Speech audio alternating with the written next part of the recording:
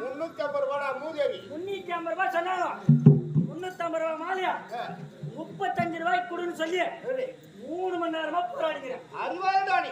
ஆமா. 35 ரூபாய்க்கு முன்ன போராடிக்கிறேன். அவனோ 350 ரூபாய் விட்டு பரிமாறணும். நானும் ஒத்த காலில் நிக்கிறேன். ஒத்த காலில் நிக்கிறேன். 35 ரூபாய்க்கு குத்தாதான் போவானு. என்னாச்சு? எப்பா சாமி நீ வானா எத்தனை ஓஞ்சி போடுறான். இது வரைக்கும் லாபம் நம்ம முதலாளி சொத்து நம்ம அமர வச்சுக்கலாம் அப்படின்னு வந்துட்டேன். இந்த மாலை ஏன் தெரியுமா உங்க கைத்துல போடல? 35 சும்மா குடுத்தான்ல, அதனால இதுல குண்டு குண்டு இருந்து உங்களுக்கு போட்டு வச்சு சச்சு குடிக்கணும். தொங்குது இல்ல, இதுல வச்சுனாங்கன்னா செத்து குடிக்கிற அதனால டெஸ்ட் பண்ணி பார்த்தேன். நீங்க செத்து குடிங்கன்னா இந்த நாட்டை யாரு ஆத்துட்டு காப்பி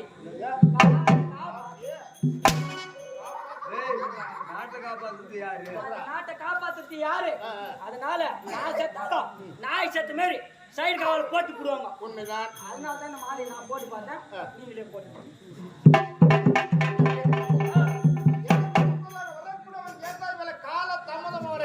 நான் தான் வரலன்னு தெரிஞ்சுக்கிறேன். அப்படியே எனக்கு முன்னாடி வந்து எனக்கு 9 வந்து வரவேற்பு கொடுத்து எனக்கு வரவேற்பு கொடுக்க வேண்டும்டா. தான் தெரியல நான் வரலன்னு. அதான் நீ வந்தேன் காவல்காரனா எனக்கு வரவேற்பு கொடுக்கிற கடமை உள்ளது. அது ஒண்ணும் இல்ல. அமருவாயா அமருவாயா அமருங்களையா அமருங்களையா. நானு மொட்டை பேச்சு பட்ட பட்டியா வாங்குறேன் ஐயா. நானும் வீட்டிலிருந்து கிளம்பணும் ஐயா, அரண்மனைக்கு வரணும்னு வேக வேகமா ஓடியாந்தேன். 10,000 ரூபாய் கிடையாது.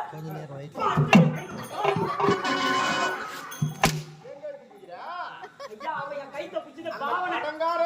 அந்த பாவனை உங்களுக்கு காமிச்சேன். 10,000 ரூபாய் கடனார பச்சு கைத்து பிடிச்சான். எனக்கு என் பொண்டாட்டியோ ரோச காய்ச்சி அவன் என்ன பண்ணா, வீட்டுல ஒரு பசுமாடு இருக்குது. ஒரே ஒரு பசுமாடு இருக்குது. யோ தியா யோ என் பொண்டாட்டி என்ன சொல்றா? அப்படி காட்டுறா கரெக்டா. பாவனையில நிக்கிறீங்க. பாவனை அப்படி காட்டு. சரி யோ பசுமாடு இருக்குது, சந்தைக்கு ஓட்டு வித்து அந்த 10,000 ரூபாய் கடனார அந்த கம்யூனிட்டி குத்துறியா? எந்த கம்யூனிட்டி? சாமி 10,000 ரூபாய் கடனார குத்துரு அப்படின்னா நான் மாட்டை ஓட்டினேன். ஓட்டி போய் எங்க கட்டினேன்? சந்தவாசல தேலூர் சந்தை வேப்பந்த சந்தையில கட்டினேன். வர்றோம் பாக்குறான் போயினா வர்றோம் பாக்குறான் போயினா மாட்டுலையா எந்த பொறியில ஐயா என் மாடு ஒரு சப்ப அந்த மாடு சப்ப பொழுது போற வரைக்கும் நீ குச்சி நின்னு வாக்கலே ஒருத்தம் கூட வாங்கல. மாடு திருப்பி வீட்டுக்கு ஓட்டி போனேன். 1000 ரூபாய் வாங்கி கொடுத்தான் வாடகை. 1000 ரூபாய் அதுக்கும் துட்டு இல்ல. கடை சொல்லி அனுப்பிச்சிட்டேன். என்ன பண்ண ஓட்டின்னு போனேன். பக்கத்து வீட்டுக்காரு கோபால் போறான் அண்ணா. டேய் அவன் என்ன கேக்குறாங்க. கோபால் உன்னை கேக்குறான். என்ன கேக்குறான்? அதுக்கு என்ன அவன் கேட்டான். டேய் 10,000 ரூபாய் கடங்கார தின்ன மேலே உட்காந்துக்கிறான். எப்படா 10,000 ரூபாய் மாட்டு ஓட்டியாரு 10,000 ரூபாய் எப்படா கொடுப்பேன் அப்படின்னு கேட்டான். அதுக்கு அவன் ஒரு ஐடியா சொன்னான்.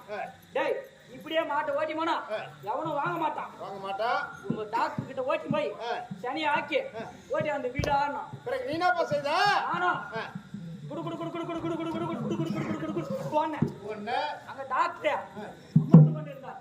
அவர்கிட்ட போய் ஐயா சார் என் மாட்டை சனியாக்குங்க.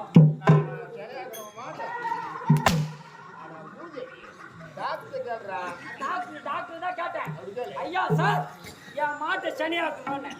அவரும் ஒரே ஒரு ஊசி விஞ்ஞான முறையில போட்டாரு. நாலு ஒரு ஒண்ணும் போது ஒரு மெயின் மாடு நல்லா தலை ஆயிடுச்சு. 8 மாசம் சனி ஆகி போச்சு. ஓட்டின சந்தைக்கு 10,000 கொடு 10,000 கொடு